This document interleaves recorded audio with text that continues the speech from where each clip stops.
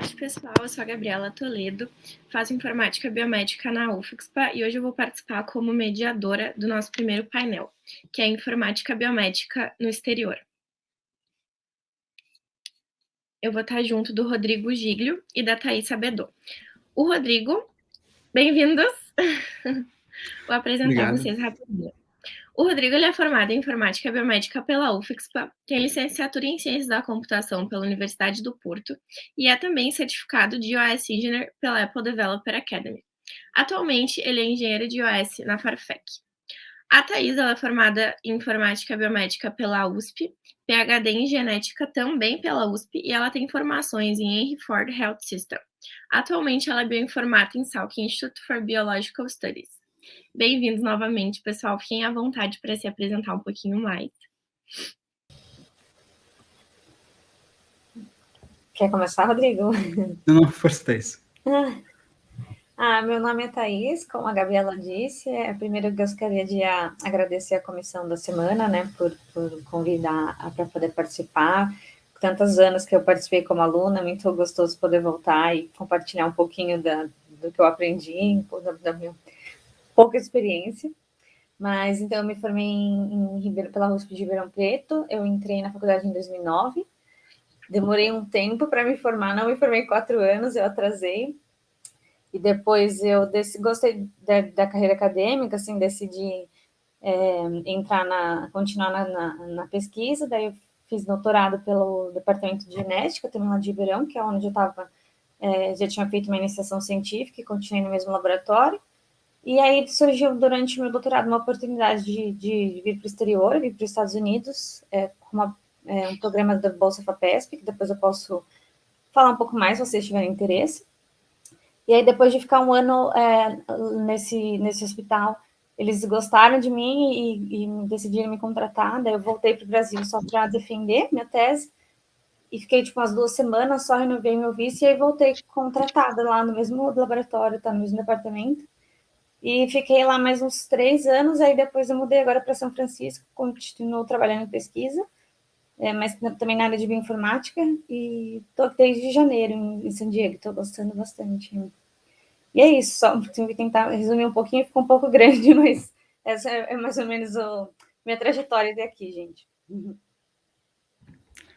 Certo. E, bom, primeiro, obrigado, Gabriela, obrigado pela comissão da SBIO, por me chamarem de novo. Ano passado já foi incrível ter participado, e é bom estar aqui de novo, dessa vez com uma roda de conversa, né, que é interessante também, é um formato legal.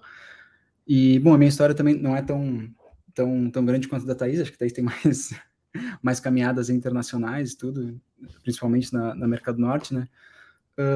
Eu sou, como a Gabriela disse, eu sou formado em informática biomédica pela UFSPA, que foi a universidade que abriu todas as portas e janelas possíveis para mim, para o mundo todo, e tem algumas experiências internacionais. Então, como a Gabriela também disse, eu fiz um semestre de intercâmbio na Universidade do Porto, no curso de licenciatura em Ciência de Computadores do Porto. Também participei de alguns eventos da Apple, participei da WWDC de 2019, que é o evento mundial da Apple, que acontece em São José, na Califórnia, aí pertinho, Thaís. E também, hoje, eu sou engenheiro iOS, claro, sou formado no Apple Developer Academy, que é um curso de formação de engenheiros iOS, e hoje eu sou engenheiro iOS na Farfetch, aqui em Portugal, na cidade do Porto. Por acaso, a mesma cidade onde eu fiz o meu intercâmbio, alguns aninhos atrás. Então tá, mais uma vez, muito obrigada por terem aceitado o nosso convite e estar aqui participando com a gente. Eu tenho umas perguntinhas para fazer para vocês, e lembrando também que o pessoal pode ir mandando dúvidas pelo chat. Para iniciar nossa conversa, em que momento que vocês decidiram que a oportunidade de estar no exterior ia ser algo positivo para a carreira de vocês? Vou começar, então, licença, Rodrigo. Para mim, como eu queria seguir carreira acadêmica, né, todo mundo sabe, assim, que tem um pouco de dificuldade nessa parte acadêmica, enfim, financeira, né, no Brasil, é difícil seguir essa carreira lá, depende de concurso, né, as bolsas têm tempo pré-determinado, E quando surgiu a oportunidade de vir para o exterior, eu fiquei bem animada, porque eu sabia que poderia abrir portas para eu conseguir um emprego aqui, né? Tentei me destacar. Mas, e também pela questão de ter mais recursos, assim. Tudo um pouco mais burocrático no Brasil. Quando eu cheguei no exterior, foi muito interessante ver como as coisas andam mais rápidas, que a questão de ter uma distribuição melhor dos serviços, assim, para os funcionários não ficarem sobrecarregados, as coisas fluíam muito mais rápidas. Então, foi interessante, assim, tanto na parte profissional de ver esse outro lado do viver no exterior, como também na carreira, na parte acadêmica, assim, como eu comentei que no exterior a gente acaba tendo mais oportunidade, infelizmente. É certo. A minha visão, assim, como eu comecei a pensar em ir para o exterior, é um pouquinho diferente. Eu nunca quis seguir carreira acadêmica, até pensei nisso, ainda penso um pouco, mas claro, seguir fora do Brasil. Mas, assim, a minha visão vem bem de antes da universidade, assim, claro que por ser brasileiro a gente sempre tem muita influência de fora, muita influência norte-americana, muita influência europeia, em filmes e séries e música e televisão e tudo que a gente vê, sempre tem ali um pouquinho de influência do norte, né? Então, claro que eu sempre tive vontade de ter uma experiência fora. E o que eu fiz desde o primeiro dia que eu entrei na faculdade foi entrar em contato com o escritório de internacionalização da UFSPA. Claro, toda universidade tem o seu, talvez mude um pouco o nome, mas o que eu fiz foi entrar em contato logo direto com o escritório de internacionalização e eles basicamente me deram os caminhos, sabe? Me falaram, olha, Rodrigo, tu tem essa oportunidade de fazer intercâmbio, tem essa oportunidade de fazer estágio fora do Brasil, e eu fui pegando as coisas que cabiam mais, né, no meu cronograma e nos meus horários da faculdade.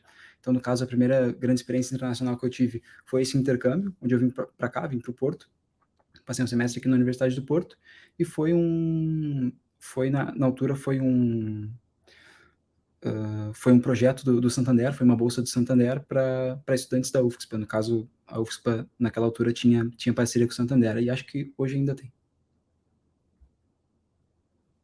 E como é que foi para vocês essa transição de país? Assim, o Rodrigo já teve essa experiência, e para ti, Thaís, como é que foi?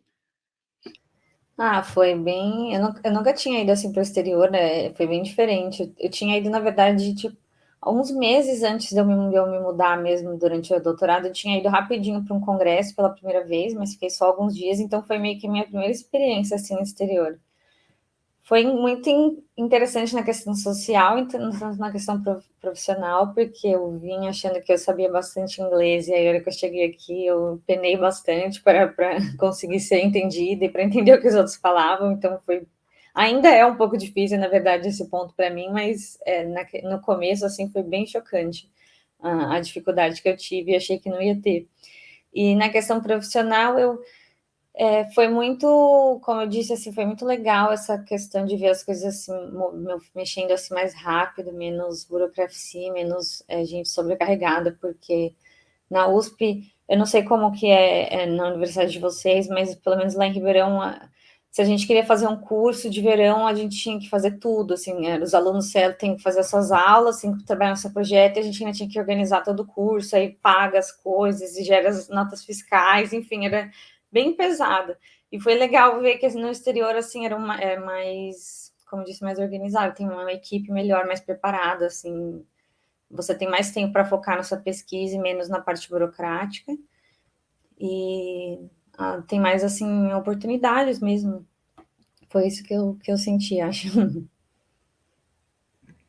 Certo. No meu caso, assim, essa questão de adaptação e de ter o primeiro contato, no meu caso, a adaptação foi um pouco mais tranquilo, porque foi feita em partes, né? Primeiro eu fiz um intercâmbio, vim aqui para Portugal, e hoje eu moro aqui. Já moro aqui faz um ano e um pouquinho.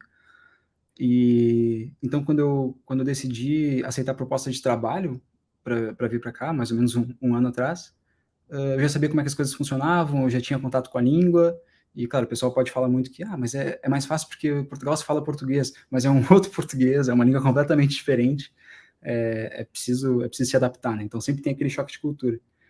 Mas, voltando um pouco para quando eu fiz o meu intercâmbio, quando eu vim a primeira vez para o Porto, foi um choque de cultura absurdo, assim, primeiro a língua, né, que é uma coisa completamente diferente, a gente acha que vai chegar em Portugal falando português, e eu, pelo menos, demorei umas 3 semanas para começar a entender o que se falava na rua, né, e o que se falava dentro da universidade.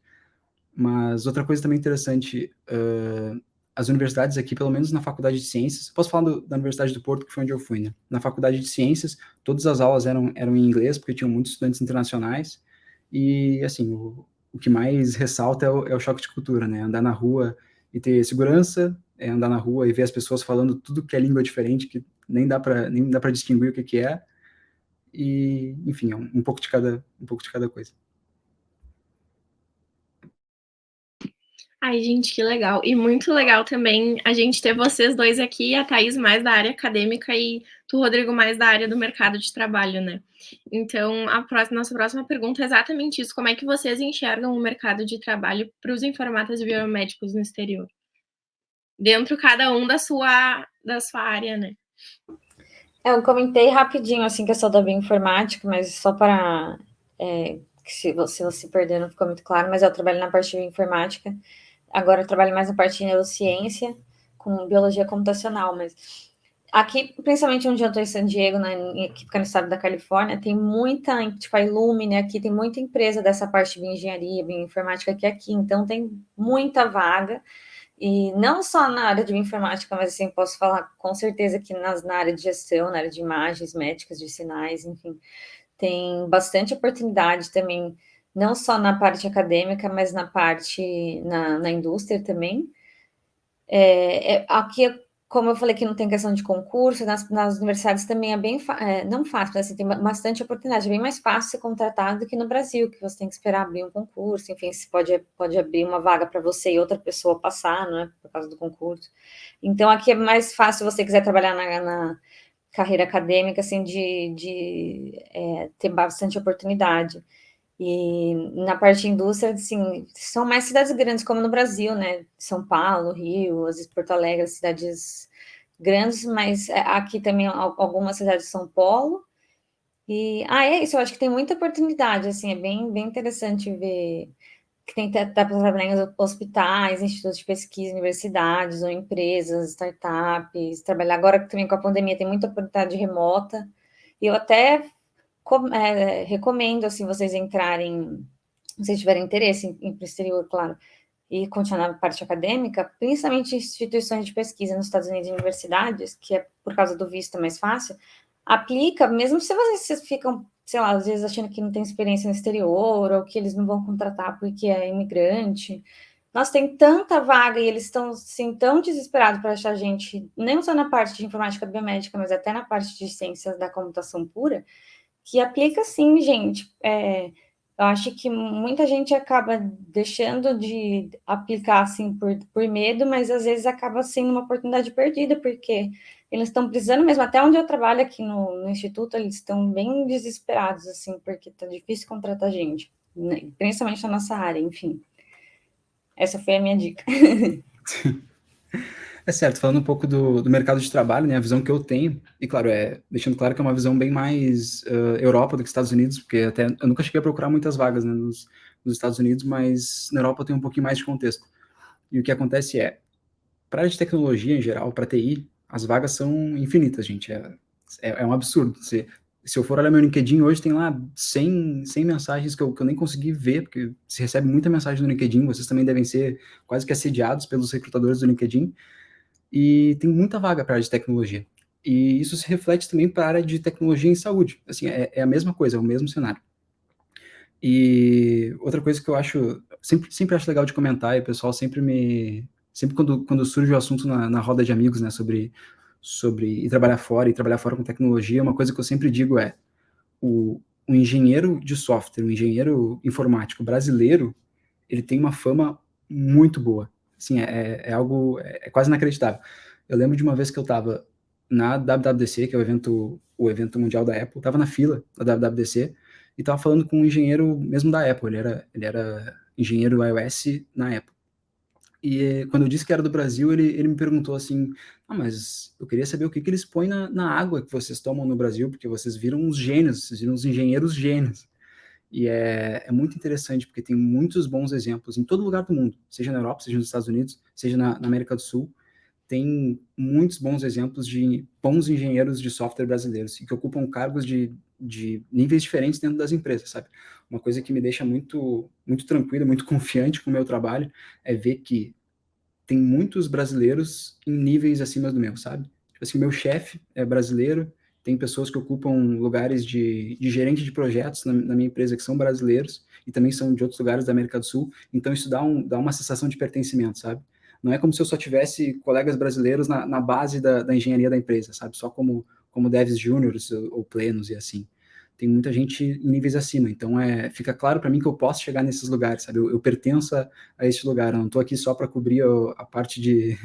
Não estou aqui só para cobrir a base do projeto, sabe? A base da força de trabalho. Não, eu posso crescer. Isso é muito interessante.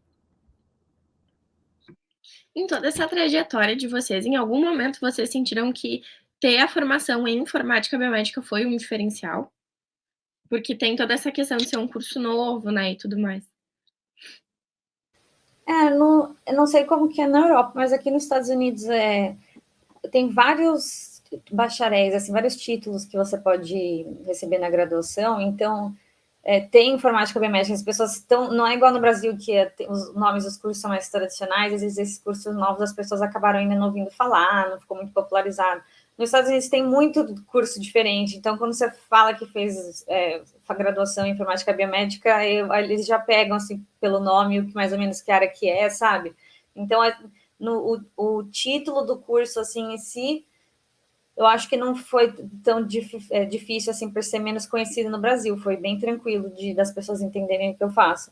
E a formação em si, eu achei que foi assim fundamental, ter uma base na biologia e ter a base na computação, principalmente posso falar assim pela área da bioinformática, né, que é a área que eu trabalho, que ainda é raro você ter uma pessoa que está nessa área, assim, entre a biologia e a computação mesmo. Normalmente é um ou outro, e aí fica faltando um pouco essa habilidade, eu acho que, de conversar com as duas áreas que a gente acaba adquirindo, né, por causa do nosso curso. Então, é muito bem recebido, assim, quando a gente fala, já desde da graduação, a gente já tem treinamento em informática nas duas áreas, nos dois departamentos, nas duas faculdades. Então, normalmente, assim, acho que foi fundamental e foi totalmente importante na minha carreira, porque eu acho que eu não daria conta de aprender, assim, já no doutorado, se eu tivesse que aprender computação do zero meio sozinha, enfim, ou fazendo cursos por fora, eu acho que eu não teria conseguido chegar aqui no exterior, tipo, tão rápido, igual eu consegui por já estar investida, assim, nisso desde a da graduação. E como a Thais falou, aqui em Portugal, e também acho que isso se reflete para o resto da Europa, o curso de engenharia biomédica é muito conhecido. Então, em muitas universidades na Europa existe o curso de engenharia biomédica. E pelo menos o curso de engenharia biomédica que tem aqui na Universidade do Porto, nas universidades que tem aqui no norte de Portugal, ele é muito mais parecido com a informática biomédica, com a nossa formação, do que de fato com a formação de engenharia biomédica que se tem no Brasil. Isso ficou meio confuso, mas é isso. O engenheiro biomédico aqui se traduz para a gente, né, para os informatas biomédicos. E é um curso muito conhecido. Eu tenho alguns colegas de trabalho que são engenheiros biomédicos formados aqui e tá tudo bem, assim, é um curso bem conhecido. O curso ser novo não é um problema. Mas, assim, o que eu posso dizer é que para o meu trabalho do dia a dia, ser um informata biomédico, ter conhecimento sobre biologia, ter conhecimento sobre análise de sinais, sobre processamento de sinais e bioinformática, não faz tanta diferença no meu dia a dia. Porque o que eu faço hoje é trabalhar no e-commerce como iOS developer, né? Mas, assim, para todos os projetos pessoais que eu tive fora do meu trabalho, também para algumas outras oportunidades internacionais que eu tive antes, por exemplo, para o meu estágio que eu fiz em Montevidéu, no Uruguai, essa formação foi muito importante. E eu vejo que se eu não fosse informata biomédico, muito dificilmente, e também se eu não tivesse sido formado pela UFSC, muito dificilmente eu teria tantas oportunidades quanto eu tive, sabe? E é uma coisa que brilha mesmo nos olhos dos recrutadores, das pessoas que te entrevistam, seja para uma entrevista de trabalho, seja para algum curso, por exemplo, o curso que eu fiz na Apple também brilhou os olhos dos recrutadores quando eu disse, olha, eu trabalho com informática biomédica, eu desenvolvo aplicativos para a área da saúde, a minha visão é essa, dá para ver que brilha os olhos, tipo, olha, esse cara é diferente, esse profissional é diferente, essa pessoa vai ter uma visão diferente sobre as coisas. Isso é muito importante em qualquer área, e não deixa de ser na nossa.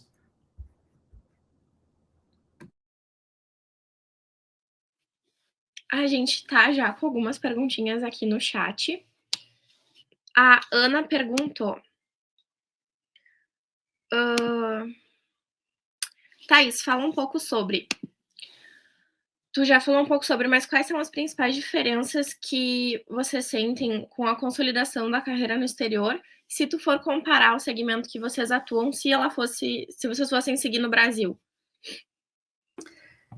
Como eu comentei, obrigada pela pergunta, né? Que como aqui posso falar só pelos Estados Unidos, que é o único país assim que eu já morei fora, que como não tem essa questão de concurso público, é mais fácil você mover assim na carreira, mudar de instituição. É bem comum os laboratórios mudarem, às vezes o professor levar o laboratório inteiro junto, ou durante mesmo a pós-graduação, gente mudando, pós-doutorado, enfim. É mais fácil essa mobilidade, com isso acaba sendo mais fácil você subir de carreira, assim, você negociar seu salário, né? Tem essa questão dos salários também que não é. Tem gente que trabalha no mesmo laboratório, fazendo assim, não fazendo a mesma coisa, mas tem a mesma posição e recebem salários diferentes. No Brasil isso não acontece, porque todo mundo recebe a bolsa, você sabe quanto que seus colegas recebem. Então isso às vezes causa um pouco de conflito assim no laboratório também, quando tem muita essa diferença muito clara assim. Então tem essa questão, eu acho que da competição ser diferente, mas também da recompensa no fim, por ser mais fácil se mudar, enfim, e transicionar um pouco na carreira. Certo. Vendo um pouco fazendo um pouco a comparação, né, Thaís? Eu vejo que aqui em Portugal, pelo menos, não tem tanto esse sentimento de competição, é um negócio mais da união dos times e tal, mas é claro, é da cultura americana, né, da cultura norte-americana que tem esses sentimentos. Mas, assim, para ser sincero, se pegar as grandes empresas do Brasil e as grandes empresas europeias de desenvolvimento de software, os grandes aplicativos, as grandes empresas que trabalham com produto, né? Não acho que tenha, assim, uma grande diferença em termos de arquitetura da empresa, em termos de evolução da carreira, né, dentro das empresas. Isso tudo acho que segue o mesmo ritmo, segue as mesmas regras, assim, as mesmas leis. Agora, o que tem de diferente primeiro, a questão salarial na Europa é claro que é muito maior, se for comparar o câmbio, né, sempre vai ser muito maior. E eu vejo que uh, pelo menos aqui na Europa, é mais. As grandes empresas são mais acessíveis. Claro que no Brasil, como tem muita mais gente, tem muita mais competição, e a gente tem um grande. A gente tem um grande. A gente tem alguns passos à frente, por ser brasileiro, por ter estudado no Brasil, a gente tem alguns passos à frente com quem recém entra, quem recém sai da faculdade, por exemplo, aqui em Portugal. A gente, por exemplo, quando a gente sai da universidade, a gente já sai com muito conhecimento, a gente sai com estágios, a gente sai com um trabalho de conclusão de curso feito, são muitas experiências a mais do que um europeu médio quando sai da universidade, sabe? Isso eu vejo muito na diferença no dia a dia de trabalho.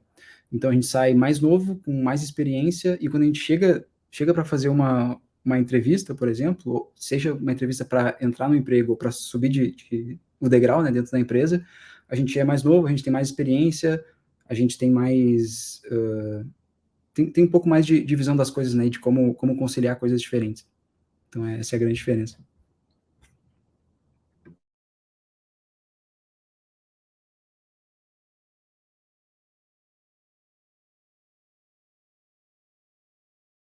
A gente não está te ouvindo. Estava mutada, desculpa, pessoal.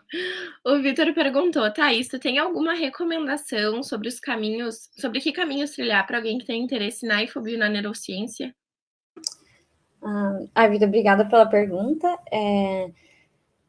O que eu imagino que a maioria das pessoas que estejam participando da semana sejam da graduação, né? Então, o que eu posso dar de dica é as 3 universidades, assim, gente, são universidades públicas melhores, assim, do Brasil, que tem um monte de oportunidade legal, né, desde a graduação. A minha recomendação é para vocês explorarem essas oportunidades e tentar tudo. Eu digo, questão de a comissão de organização da semana, iniciação científica, curso de verão, a aula que tem, às vezes, no inverno, no verão, durante as férias. Pegar algum projeto, tentar fazer um estágio, participar da empresa júnior, aos centros estudantis, enfim, todas essas coisas que a gente tem acesso na universidade pública, às vezes porque ou tem a carga horária tão grande que a gente fica cansado e acaba não tomando, né, a iniciativa de participar dessas coisas. Eu entendo, porque eu também lembro como que era impossível cumprir todas as atividades e ainda participar de atividades extracurriculares. Mas a minha dica é: tenta achar um tempinho, nem que for um semestre, vai dividindo, faz uma iniciação, participa nos laboratórios, assim, sejam proativos de explorar as coisas, porque vai fazer, é isso que vai colocar vocês na frente numa entrevista, não só na parte profissional, mas na parte pessoal, porque vocês sempre acabam ganhando experiência com alguma coisa.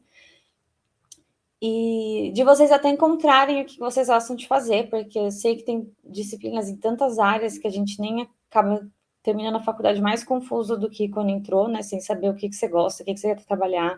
Você acha que gosta de um monte de coisa, mas acha que não gosta de nada. Mas na graduação é a hora, eu acho que, de errar, e se vocês estão em dúvida, tentam pegar algum projetinho, alguma coisa, irritem os professores, os veteranos, a galera da pós, para eles te ajudarem, enfim, te darem alguma coisa para vocês fazerem, nem que seja voluntário por um período de tempo, se vocês puderem, apenas para ganhar experiência, porque é a hora que eu acho que vocês vão descobrir o que vocês gostam, e depois vai ficar mais fácil se vocês, né, decidirem, por exemplo, trilhar uma carreira na bioinformática, de vocês já terem, assim, um pouco um contato na graduação e um pouco de direcionamento do que, pelo menos, achar que vocês não gostam de fazer, sabe? E te excluir isso da lista. E, bom, e depois, assim, se vocês querem, a pergunta foi em específico, assim, na infobio e na neurociência, eu diria que uma pós-graduação não precisa ser um doutorado, né, tipo um mestrado ou um curso de extensão, alguma coisa assim, para, querendo ou não, um diploma ajuda, né, na hora de aplicar para a vaga, mas mais a questão de ter uma experiência focada mesmo em infobio e neurociência, assim, tentar estudar por conta e tentar participar de algum projeto, contribuir alguma coisa no GitHub, desenvolver algum pacote, alguma coisa e colocar num repositório público, tentar se expor um pouco, assim, na comunidade científica para ajudar na hora de continuar nessa carreira, ou procurar um emprego nessa área, enfim, acho que é a dica que eu posso dar. Eu vou aproveitar já essa pergunta e perguntar para o Rodrigo, né, quais as recomendações também dele para seguir na área de engenharia de software. Sim, certo. Assim, muito do que a Thaís falou cabe 100% para a área de engenharia de software, para a área de desenvolvimento. Porque o que acontece é isso, eu posso falar pela minha experiência. Eu fui uma pessoa que fez tudo que podia na graduação. Assim, até desculpa se o pessoal da UFSPA, os professores e reitores estiverem ouvindo isso, eu fiz 2 anos a mais de curso. E eu não me arrependo disso de jeito nenhum. Isso é uma das coisas que eu mais me orgulho, inclusive. Acho que foi um dos maiores acertos da minha graduação, da minha vida acadêmica e profissional, foi isso. Porque eu consegui fazer tudo. Eu consegui fazer um intercâmbio para fora do Brasil, eu consegui fazer meu estágio curricular fora do Brasil, eu consegui fazer 3 ou 4 projetos de iniciação científica, projetos de iniciação à docência, consegui fazer um curso, uma formação, né, de 2 anos de uma grande empresa, no Tecnopuc, em Porto Alegre, que também é um polo incrível para desenvolvimento, e eu consegui fazer tudo, e foi isso tudo que a universidade me abriu as portas, abriu todas as janelas e eu consegui aproveitar tudo, sabe? E é preciso de tempo para aproveitar tudo. Sério, a gente sabe, quem estuda na UFSPA e também pro resto do pessoal que estuda informática biomédica nas outras universidades, sabe que é impossível conseguir ter todas as cargas horárias de disciplina obrigatória, mais as de disciplinas opcionais, mais publicar um artigo, mais fazer iniciação científica e tudo. É uma bola de neve que a gente nunca chega no final do curso e a gente nunca consegue terminar, sabe? Só se correr e não dormir mais. E o que eu fiz foi calmar um pouco o passe, sabe? Desacelerar um pouco e ver, olha, quais são as outras coisas que eu posso fazer dentro da universidade. Uma é um pouco para o lado, em vez de só se concentrar em fazer cadeira e cumprir a minha carga horária e siga. Eu tentei olhar um pouco para o lado, assim, olha, eu posso fazer uma iniciação científica, eu posso fazer quem sabe, um intercâmbio para fora, posso fazer o meu estágio em outro lugar, posso fazer fora do Brasil, posso fazer dentro do Brasil em uma outra grande empresa. Então, é isso. A minha grande dica é aproveitem a universidade ao máximo, porque é ela que vai abrir todas as portas para vocês, todas. Certo, obrigada, gente. A Mayara, ela perguntou se vocês sabem como é que funciona a questão de contratação de brasileiros por essas empresas. E tem a continuação aqui da pergunta dela, sem que ter algum contato direto, sem ser através da pós-graduação, essas coisas. Então, aqui nos Estados Unidos tem a questão de migração é um pouco complicada para empresas, assim, para instituições que têm fins lucrativos. Aí tem um processo de loteria, que para conseguir os vistos de trabalho, são bem chatos. Agora, em instituições que não têm fins lucrativos e instituições de pesquisa, de ensino, que então são universidades, né, institutos de pesquisa, que é onde eu estou, que não é uma universidade, ou hospitais, por exemplo, mas não todos, porque existem hospitais particulares nos Estados Unidos, mas tem os hospitais públicos, que também era outro lugar onde eu trabalhava aqui. Eles não entram nessa questão na loteria, na parte de aplicar o visto de trabalho, eles podem aplicar o ano inteiro e não existe uma cota. Ou seja, é muito mais fácil para imigrante aplicar para trabalhos nesses lugares. Então, não que eu não recomendo, mas assim, vai ser muito mais difícil vocês aplicarem uma vaga, por exemplo, no Google, aqui nos Estados Unidos, se você não tiver já um visto ou alguém aqui ou se você já não tiver aqui, entendeu? Porque vai ter essa questão da loteria, enfim, pode ser que dê certo, tem alguns casos que dão, mas dá mais trabalho. Então, eu aconselho procurar vagas em institutos de pesquisa mesmo. E como funciona a questão de contratar ou tem algum contato, a minha vaga mesmo eu achei no LinkedIn, que eu apliquei pelo LinkedIn mesmo e fiz um currículo bonitinho, né, ajeitei e tal, meu LinkedIn, que aqueles nos Estados Unidos eles usam muito o LinkedIn, e apliquei por lá mesmo, sem contato nenhum, que foi mais fácil porque eu já estava aqui nos Estados Unidos, mas como eu disse, também era um instituto de pesquisa onde eu estou, que também pode aplicar para visto para estrangeiro, por isso que eu disse que tem bastante vaga aberta, enfim, eles estão procurando bastante gente, é muito mais fácil já para contratar brasileiro. Então, eu recomendaria, se vocês forem aplicar, para focar, então, primeiro nessa parte, ao invés de já ir aplicando para a empresa, porque muitas vezes, quando você está preenchendo o formulário para se inscrever numa vaga, tem sempre uma pergunta, tipo, você precisa de patrocínio de visto ou você vai precisar de visto no futuro? Se você coloca sim para aplicação para empresa, normalmente o currículo já vai para o lixo, sabe? Mas quando é para hospital e universidade, não, eles já analisam todo mundo. Enfim, essa foi o que eu tenho mais de experiência, assim, que não tem nada a ver com a pós-graduação mesmo. Sim, certo. E assim, no caso de mercado de trabalho, assim, e Europa, que é algo completamente diferente dos Estados Unidos, então para vir para a Europa, a questão de visto é muito mais facilitado. Então, eu vim para Portugal, mas tem alguns amigos que também vieram para cá, então posso falar um pouco desse processo. E também tive amigos que foram para Espanha, e também o processo é muito parecido, é muito tranquilo. A questão de contratação, assim, não tem barreira, sabe, quase. Não tem barreira. Quando eu comecei a procurar vagas fora do Brasil, eu mandei alguns currículos para Portugal e para Itália e para o Reino Unido. Quase todos, assim, me responderam, mas os que pareciam mais legais, né, as propostas mais legais eram de Portugal. E o que aconteceu foi, eu não era, na altura eu ainda não era nem formado em informática biomédica, então isso não era um empecilho não ser formado. E também sigo dizendo que o melhor momento para vocês começarem a procurar oportunidades internacionais é agora, é assim que saírem dessa talk, dessa conversa. E a única coisa que é mesmo difícil, é mesmo chata, é a questão de visto. Eu sei que para os outros lugares da Europa é um pouco mais tranquilo, um pouco mais rápido. Para Portugal é um pouo mais demorado, justamente porque tem muito brasileiro querendo vir para Portugal com todo tipo de trabalho, né, não só para a área de tecnologia.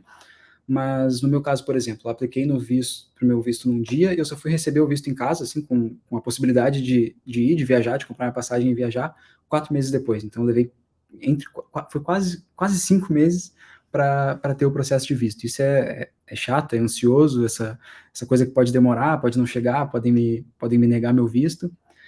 É muito difícil que neguem, eu acho muito impossível, a menos que vocês tenham um registro criminal pesado. Mas, assim, a questão do visto é tranquilo, só é muito demorado e chato. Mas não tem barreira. E a minha indicação, e foi mesmo que eu fiz, a mesma coisa que a Thaís, eu procurei vagas no LinkedIn. Até uma dica muito interessante, se vocês estão procurando um lugar específico para ir trabalhar, por exemplo, eu quero trabalhar em Barcelona, quero trabalhar no Porto, em Portugal. Vai lá no LinkedIn e muda tua localização. Diz que tu tá no Porto. E aí as pessoas vão te procurar, vão te mandar mensagem, muda que tá para Barcelona. As pessoas vão te mandar vou te mandar a proposta para Barcelona, vão aparecer mais vagas nas tuas buscas. Então isso também faz um pouco de diferença.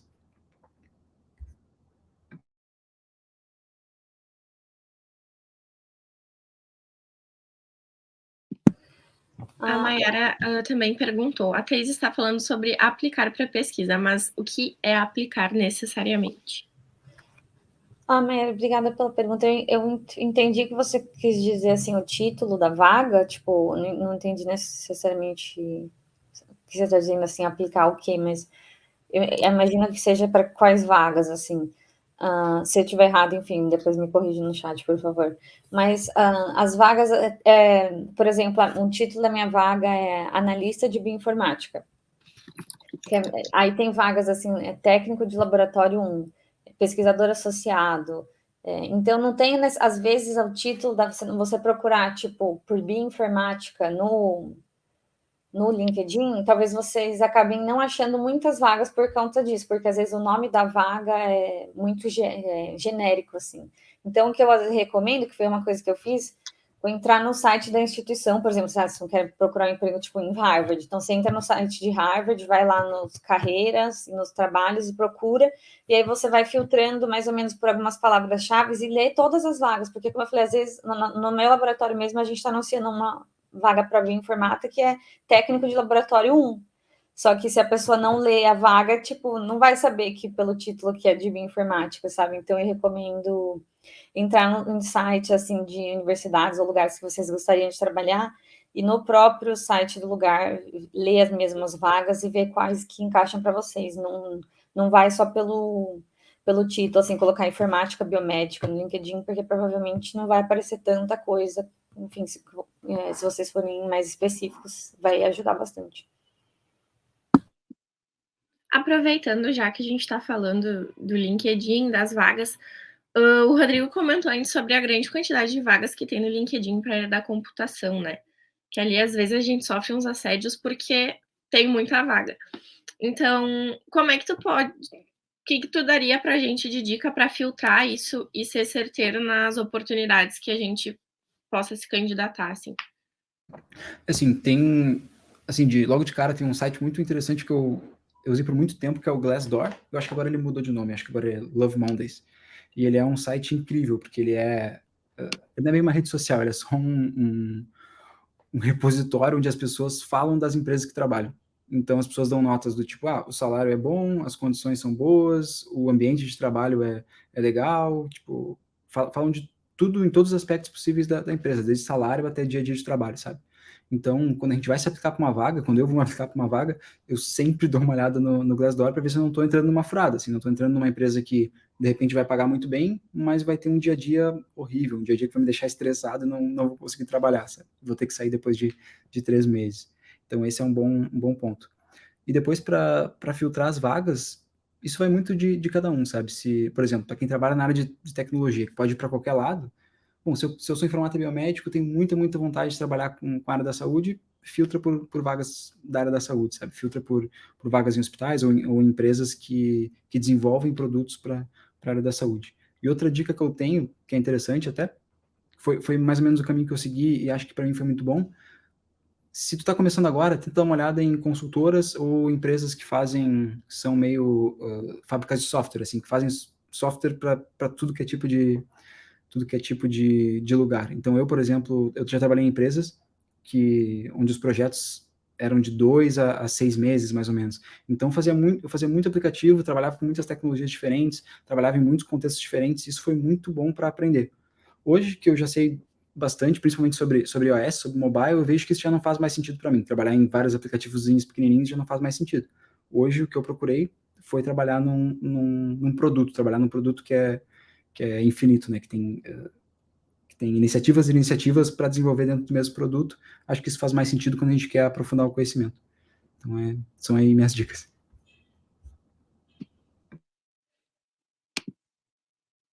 O Samuel perguntou, Rodrigo, a tua experiência de intercâmbio quando tu ainda estudava na UFSPA, o que tu estudou em Portugal? Se tu precisou cursar disciplinas com outros cursos, por exemplo, e como é que isso foi organizado? Certo. Então, no caso, quando eu fiz meu intercâmbio para a Universidade do Porto, o que eu fiz no processo seletivo, e era a única opção na altura, era escolher um curso. Então, eu escolhia um curso para me aplicar na Universidade do Porto e eu escolhia disciplinas específicas dentro daquele curso. No caso, o que fazia mais sentido para mim era o curso de ciência de computadores, porque eu queria fazer disciplinas mais voltadas para a área da computação, mas eu já vi casos de pessoas da informática e biomédica que foram para o curso de engenharia biomédica ou foram para o curso de biotecnologia e aí foram fazer algumas cadeiras mais voltadas para bio, né? E no meu caso não foi disciplinas com outros cursos, era tudo mesmo com curso de ciência de computação, que aqui se chama ciência de computadores. Para quem está iniciando agora no curso e tem vontade de fazer intercâmbio, que dica que você daria? A minha dica seria manda um e-mail agora, enquanto tá me ouvindo, escreve um e-mail pro escritório de internacionalização da tua universidade e pergunta quais são os próximos editais, depende da tua ideia também. Se tu quer, por exemplo, fazer numa universidade específica, em algum lugar específico do mundo, pode ser que essa universidade não tenha parceria com a nossa universidade, com a UFSPA, por exemplo, mas os escritórios de internacionalização, eles estão preparados para formar essas parcerias, né? Geralmente, todas as parcerias que a gente tem hoje são alunos que tinham muito vontade de estudar nessas instituições e formaram as parcerias, né? Brigaram para conseguir essas parcerias. Então, a minha dica é essa: manda um e-mail para o escritório de internacionalização, vê o que é preciso se tu quer estudar numa universidade específica, ou pede para eles mandarem quais vão ser os próximos editais, quando que vai abrir, o que precisa no processo seletivo, quais são os pré-requisitos, vê se tu tem esses pré-requisitos, se não tem, vai atrás disso, vai atrás de um certificado de línguas, por exemplo. Se tu quer estudar na Itália, tu vai ter que ter um certificado de línguas, acho que B2 em italiano e assim, ou na Espanha também. Em Portugal não é o caso, até isso é uma coisa interessante. Portugal, no caso, não me pediram nenhum certificado de línguas, porque é a mesma língua. Claro, há discordâncias, mas a via de regra é a mesma língua. Mas todas as aulas que eu tive foram em inglês. Isso é uma coisa até que ninguém no escritório de internacionalização sabia, nenhuma pessoa comentou isso, ninguém tinha ido ainda fazer um curso na faculdade de ciências, ninguém tinha feito ainda na UFSPA um curso na faculdade de ciências, e quando eu cheguei aqui, que eu descobri que na faculdade de ciências todas as cadeiras da graduação são feitas em inglês e tal. Para mim, na altura, também não era um problema, meu inglês era ok, era tranquilo para entender e falar nas aulas, mas também é bom ter isso em mente. Não adianta só querer vir para Portugal, porque a língua não vai ser mais uma barreira, mas às vezes a gente chega aqui e é mais uma barreira. A Jéssica perguntou: sou graduada em biologia e pretendo seguir a área de bioinformática. Qual a dica de vocês em relação à formação? Acham que é vantajoso fazer outra graduação como ciência da computação? Na minha opinião, não necessariamente precisaria fazer outra graduação por causa do título, porque a área de bioinformática não é regulamentada, então você não precisa necessariamente ter um diploma em ciência da computação para poder atuar na área, você não precisa nem ter faculdade. Mas o que eu recomendaria é fazer cursos assim de programação para você. Quanto mais você dominar a área da ciência da computação, em específico na área de bioinformática, melhor você vai se sair assim, na carreira, enfim, mais oportunidades vão aparecer para você. Então, não necessariamente eu acho que uma graduação seria preciso ficar lá os 4 anos, mas também não acho que em um mês você vai aprender tudo. Leva um tempo, né? Como qualquer especialidade ou habilidade que você quer adquirir, mas dá para fazer mais rápido que uma graduação e você não precisa necessariamente do título. Então, acho que vai mais assim de você ou estudar por conta, ou participar pegar alguns cursos na internet, começar a trabalhar um pouco, ler alguns artigos e começar a reproduzir alguns programas, assim, alguns pipelines, né, que já foram publicados. Isso vai ajudar, eu acho, mas não necessariamente uma outra faculdade. Não sei o que o Rodrigo acha, mas... Assim, eu até não tenho muito com o que falar, porque faz tempo que eu não trabalho com bioinformática pura e assim, mas eu tenho até outra pergunta, Thais, que é: será que não vale a pena, em vez de se esforçar para fazer uma outra graduação, talvez buscar direto uma pós-graduação em bioinformática ou em biotecnologia? Eu só Depende do curso, eu não tenho muito contato nos cursos de pós-graduação em informática, mas eu imagino que alguns sejam destinados a pessoas que já tenham conhecimento prévio de programação, sabe? Tipo, alguém que fez ciência da computação e agora quer mudar para bioinformática. Agora, eu não sei se teria um curso que seria destinado a alguém que não tem nenhuma experiência com computação, sabe? Mas pode ter, sim, eu acho que talvez tenha, mas imagino que seja um pouco menos comum. Tá bem, certo.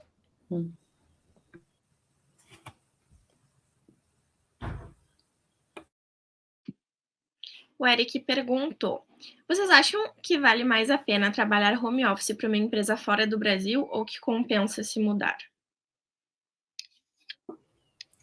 Eu acho que isso é um pouco pessoal, assim, porque tem gente que prefere ficar perto da família, e tem gente que gosta de, assim, tá bem no Brasil, não tem vontade de mudar, ou já, às vezes já tem até alguma casa, né, algum bem, assim, material que fica difícil sair, enfim, a pessoa opta por trabalhar home office. Eu, quando eu vim era mais nova, assim, não tinha filho, não era casada, vim na pós-graduação, foi legal poder morar fora pela experiência pessoal, assim, de trabalhar aqui também, poder viajar aqui, enfim, conhecer o país, outra língua, outras culturas, então foi legal, mas acho que é bem pessoal, tem amigos meus que ficaram um tempo aqui, não se acostumaram, assim, questão da cultura, e voltaram para o Brasil, eu já me adaptei melhor e resolvi ir ficando mais um tempo.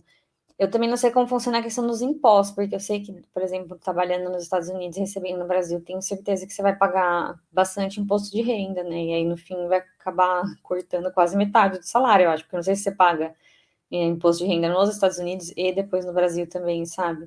Então, eu não sei financeiramente também se valeria a pena, mas acho que é bem pessoal, assim, essa questão do home office ou se mudar mesmo.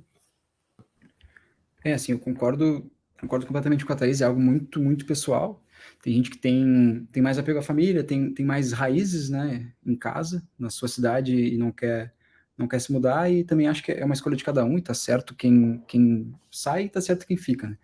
E, assim, nessa questão de... Mas o que eu tenho a dizer sobre se vale a pena, né? Se compensa se mudar para estar mais perto da empresa, para aparecer mais na empresa, eu acho que sim, eu acho que faz muito sentido. Até agora, na empresa que eu trabalho, agora que está voltando mesmo o trabalho presencial de fato mesmo, de o pessoal ir todo dia para o escritório, ainda não é obrigatório, mas é muito nítido que quem vai se destaca mais, porque quem vai estar mais próximo dos seus gestores, quem vai estar mais próximo dos colegas, tem muita coisa que a gente perde por estar só nesse convívio digital, a gente não tem aquelas small talks quando vai buscar água, a gente não pode tomar um café com um colega, e eu pessoalmente acho que essas interações fazem toda a diferença. E falando um pouco do que a Thaís disse sobre os impostos, eu posso falar um pouco disso porque eu, nos 5 meses que eu estava esperando meu visto, eu trabalhei para Portugal e eu recebi em Portugal, recebi em euro no Brasil, e sim, são muitos impostos que se paga para fazer isso, é preciso abrir no caso, o jeito que eu consegui, né, que não tinha outra opção no caso, foi o que a empresa em Portugal me ofereceu. Eu tive que abrir uma empresa no Brasil para poder receber esse dinheiro como serviço prestado, como remessa internacional. Então, basicamente, era um PJ, uma empresa minha, e pagava lá muito, muito imposto, porque remessa internacional sempre é taxada, né? Então, tem esse problema. Muito obrigada, pessoal. E agora, para finalizar nosso painel, eu só quero fazer uma última pergunta, que na verdade são só mais umas dicas, né, para complementar aí a nossa conversa. Que dicas que vocês deixam para quem tem esse interesse de seguir a carreira no exterior, sendo formado em informática biomédica? Primeiro, acho que estudar inglês, porque não importa acho que qual país que você for, o inglês vai ser importante, principalmente na área acadêmica, artigos, livros, documentação de ferramentas, é tudo em inglês. E aí, se você não tiver inglês, mesmo que você vá para Portugal, por exemplo, acho que seria difícil não sabendo inglês, né? E outra dica é, igual eu falei nessa parte da graduação, de tentar encher bastante linguiça no currículo e adquirir bastante, não só fazer por fazer, mas assim, tentar aprender mesmo, adquirir bastante experiência na graduação, porque isso ajuda a ir para o exterior, e correr atrás, assim, porque tem às vezes tanta bolsa que está disponível por instituições privadas, até igual essa do Santander, algumas outras instituições que fazem essas bolsas para brasileiro no exterior, ou tem uns programas, às vezes, até aqui fora, tipo, a universidade tal daqui da Califórnia tem bolsa só para latinos e é para gente que não mora nos Estados Unidos. Então, vocês têm que ser um pouco assim proativo de ir atrás, porque muitas vezes a oportunidade não vai estar assim, um professor que vai te falar ali na aula. Pode ser que sim, mas muitas vezes vocês vão ter que ir atrás. E essas bolsas que menos gente sabe, menos gente acaba aplicando. Então, fica mais fácil de conseguir, sabe? Mas acho que é isso. É certo, certo. Eu tenho algumas dicas muito parecidas com a da Thaís. Primeiro, inglês é essencial, ainda que seja em Portugal, que é um dos outros poucos países do mundo que fala português, falar inglês é essencial. Nenhuma empresa na Europa vai te contratar se tu não souber falar inglês, porque ainda que, como os países os países na Europa são pequenininhos, a maioria das interações das grandes empresas são com o exterior, então tu precisa ter uma língua em comum, né? Então todo mundo fala inglês. Portugal até é um dos países que mais fala inglês no mundo, assim, e a gente, por ser brasileiro, a gente está muito acostumado com as coisas dubladas, por ter tudo na versão brasileira. Qualquer livro que a gente vai ler tem versão brasileira, qualquer coisa tem a versão do português do Brasil. Aqui em Portugal já é um pouco diferente, tem muitos livros que não tem tradução, muitas coisas, toda a documentação que é escrita dentro da empresa é feita em inglês, porque tem muita gente de fora. Quem toma as decisões nas empresas geralmente é o pessoal de fora. Então, inglês é essencial. E outra coisa, ainda falando de línguas, se tu já sabe inglês, já está confiante, tranquilo com o teu inglês C1, busca outra coisa. Né? A gente nunca sabe quando vai precisar falar outra língua. Tem muitas outras línguas no mundo. Dá para falar espanhol, que é mais parecido com o português, é fácil de aprender. Italiano também é fácil de aprender, francês, etc. Então, são coisas que, principalmente para quem vem trabalhar na Europa, faz sentido, porque sempre tem algum francês, algum italiano, algum espanhol na empresa que pode te dar oportunidades, e falar uma língua pode te abrir mais oportunidades. Depois, como a Thaís disse, procurar as coisas. Procurar. Eu tenho vários... agora já nem tanto, mas eu seguia muitos perfis no Twitter, no Instagram, e até na época que se usava mais o Facebook, de grupos e de perfis que compartilhavam coisas sobre intercâmbio, compartilhavam os editais de intercâmbio que tinham, e como a Thaís falou, tem muitas coisas que são para brasileiros ou só para latinos. Eu até, ano passado, eu participei de um programa da Apple, que era um programa de aceleração de startups, que era só mesmo para latinos, só para quem vinha da América Latina. E tive interação com o pessoal da Apple Califórnia, e mostrei meu aplicativo, eu tinha já um aplicativo pronto, né? A intenção é se inscrever com uma ideia ou se inscrever com um aplicativo que já está pronto, e eles davam muitas dicas, faziam muitas apresentações importantes que, nossa, hoje para mim serviram muito, e uso muito no meu trabalho, uso muito nos meus projetos pessoais. E, por fim, também começa agora, não é preciso terminar a graduação para procurar uma vaga fora, para procurar uma oportunidade fora, sempre tem oportunidades de intercâmbio, sempre tem, e até se tu quer uma oportunidade internacional, mas tu não pode sair do Brasil, tem muitos cursos de grandes empresas que são feitos no Brasil. Se pegar o exemplo de Porto Alegre, tem o Tecnopuc, lá tem a Microsoft, tem a Oracle, tem a Apple, tem tudo tem muitas das grandes empresas de tecnologia do mundo estão lá e dão treinamento e oferecem esses programas para quem está na universidade. Então, estar na universidade já é um ótimo motivo para procurar oportunidades fora, seja de intercâmbio, seja de trabalho, seja de concurso, seja de fazer outra língua. A UFSPA, por exemplo, tem cursos de línguas. Então, assim, tem muitas oportunidades, e para quem está dentro da universidade, a minha única dica é olha para os lados, não tenta só olhar para frente e fazer todas as cadeiras e passar em tudo. Tenta olhar para os lados. Bom, para aproveitar esses 5 minutinhos que a gente ainda tem, a gente teve mais uma pergunta aqui da Sara. Se vocês sabem algo sobre a informática biomédica na Ásia. Eu não conheço, nunca fui, assim, não tenho contato com ninguém da Ásia, assim, nunca fui para lá, então eu não vou saber responder, desculpa, Sara. Sim, eu não sei necessariamente sobre informática biomédica, mas para a área de tecnologia, nossa, a China é um mercado gigantesco, absurdo, e agora está entrando também Coreia do Sul. Coreia do Sul tem muitos grandes aplicativos, principalmente e-commerce, que tem escritórios na América do Sul.